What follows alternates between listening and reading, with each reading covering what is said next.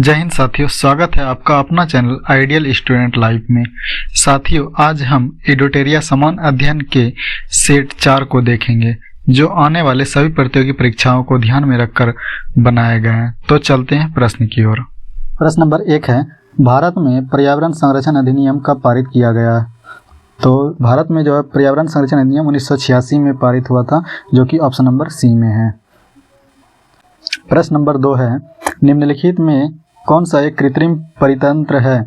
तो कृत्रिम परितंत्र जो है वो है बगीचा, जो कि मानव निर्मित है। और अगला प्रश्न है, निम्नलिखित में कौन सर्वाधिक ग्रीन हाउस इफेक्टेड करती है? तो जो है सर्वाधिक ग्रीन हाउस जो इफेक्टेड करती है वह है जलवाष्प में। इससे ग्रीन हाउस ज़्यादा इफेक्ट करती है, जो कि ऑप्शन नंबर ए में है। अगला प्रश्न है, भारत के मुख्य भूमि का दक्षिणतम बिंदु है? तो यानी भारत का जो मुख्य दक्षिणतम बिंदु है वह है कन्याकुमारी, जो कि ऑप्शन नंबर बी में है। अगला प्रश्न है, भारत में किस प्रकार का वन सर्वाधिक भाग में पाया जाता है? तो भारत में जो है सर्वाधिक भागों में पाए जाने वाला वन है वह उष्णकटिबंधीय पर्णपाती वन, जो कि ऑप्शन नंबर बी में है। अगला प्रश्न है, निम्नलिखित कथनों में से कौन सही है? तो ये जो है हिमालय के दक्षिण पश्चिम भाग की अपेक्षा पूर्वी भाग में अधिक विविधता पाई जाती है, ये सही है। और ये जो है दूसरा नंबर है, हिमालय के पश्चिम भाग की अपेक्षा पूर्वी भाग की चौड़ाई अधिक है, तो ये गलत है। इसका आंसर हो जाएगा एक, केवल एक। अगला प्रश्न है, अरब सागर में गिरने वाली भारत की सबसे बड़ी प्रायद्वीपीय नदी कौन सी है? तो अरब सागर में जो गिरने वाली नदी है तो वह है नर्मदा नदी, जो कि ऑप्शन नंबर सी में है। अगला प्रश्न है, चाय की खेती के लिए निम्न में से कौन सी मिट्टी सबसे उपयुक्त है? तो चाय की खेती के लिए जो है ना सबसे उपयुक्त मिट्टी होती है वो है अम्लीय, जो कि ऑप्शन नंबर ए में है। अगला प्रश्न है, मानसून निवर्तन होता है? तो ये मानसून निवर्तन जो होता है ना उत्तर पश्चिम भारत से बंगाल की खाड़ी में होता है, जो कि ऑप्शन नंबर डी में है। अगला प्रश्न है, वेनेजुएला की राजधानी कहाँ है? तो वेनेजुएला की जो राजधानी है वह है काराकस में, जो कि ऑप्शन नंबर ए में है। अगला प्रश्न है, निम्नलिखित में से कौन सम्मिलित नहीं है? तो भारत में जो चक्रवाती तूफान आता है तो यानी भारत में से कहा जाता है चक्रवात, और चीन के चक्रवाती तूफान को कहा जाता है टाइफून, और ऑस्ट्रेलिया के चक्रवाती तूफान को कहा जाता है बिली।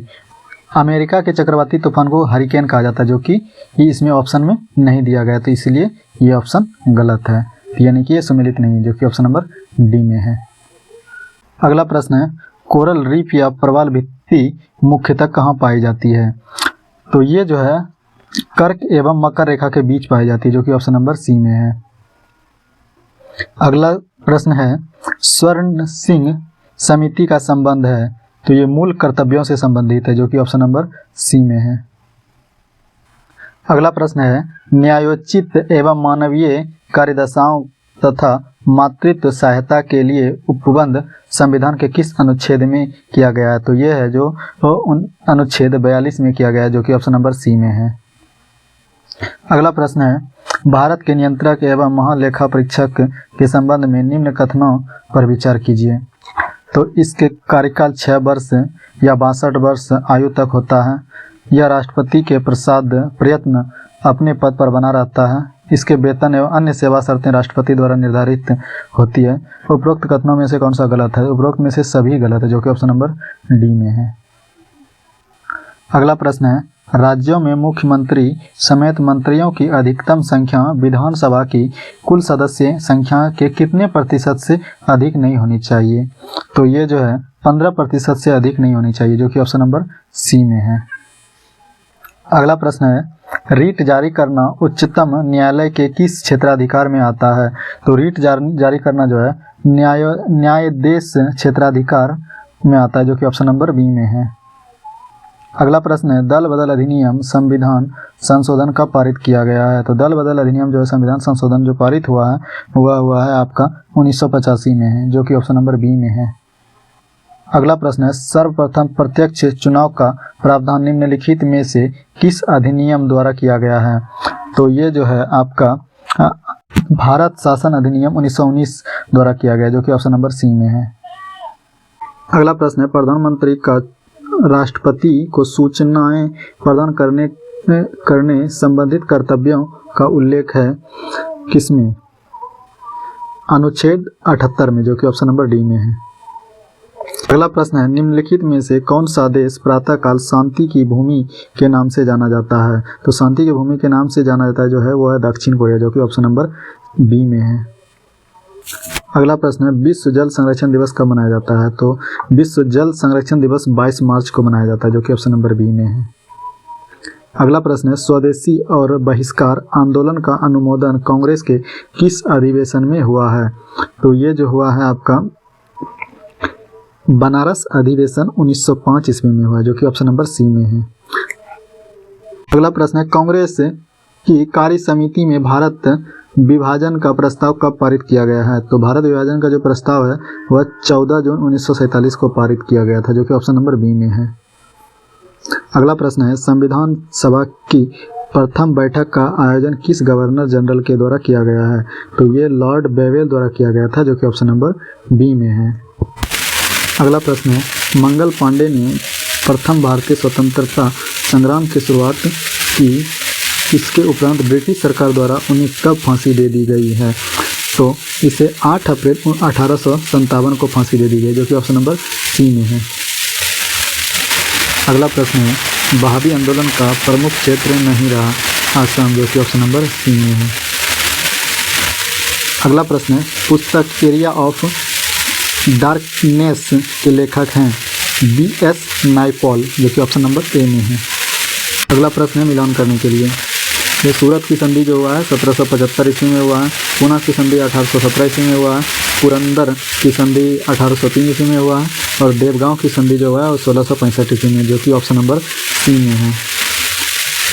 अगला प्रश्न है, निम्नलिखित में से किस ग्रंथ में से गुप्त काल के बारे में जानकारी मिलती है?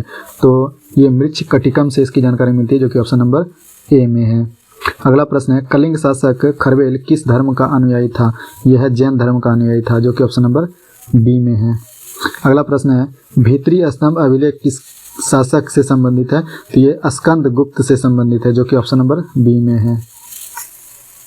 अगला प्रश्न है, दक्षिण भारत में स्थित कैलाशनाथ मंदिर किस शासकों द्वारा निर्मित है? तो ये पल्लव शासक ने निर्माण करवाया था, जो कि ऑप्शन नंबर बी में है।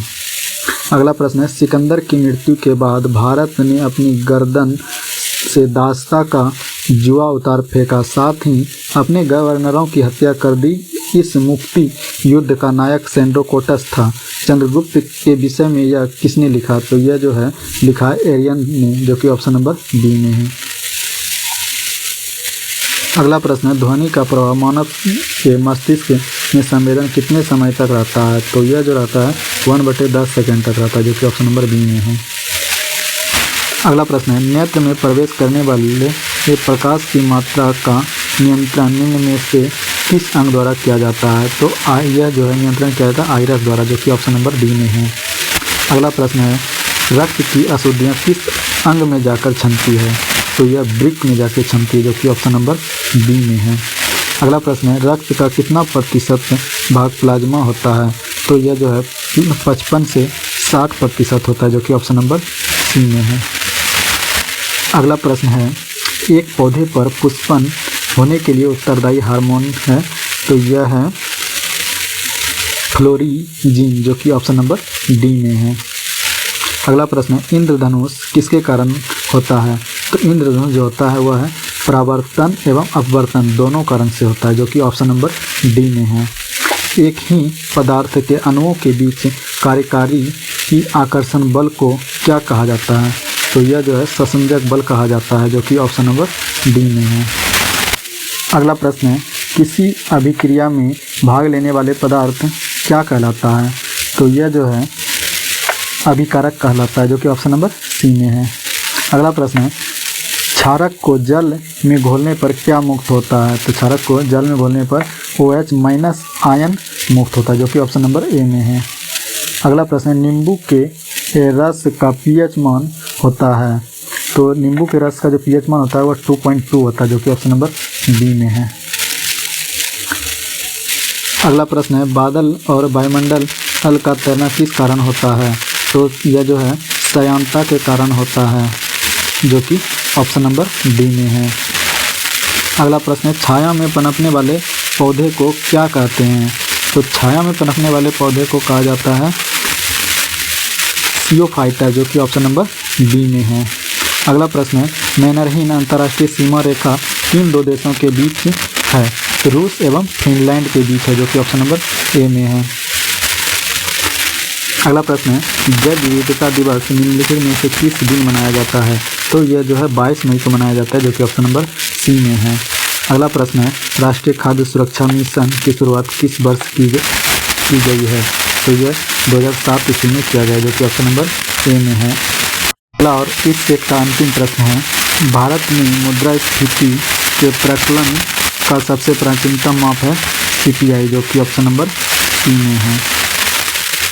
तो साथियों, आज का वीडियो कैसा लगा आप हमें कमेंट करके ज़रूर बताएं, और मेरे आने वाले हर एक वीडियो का नोटिफिकेशन के लिए आप इस चैनल को सब्सक्राइब करके बेल आइकॉन ऑन कर लेंगे। तो मिलते हैं अगले वीडियो में, तब तक के लिए जय हिंद।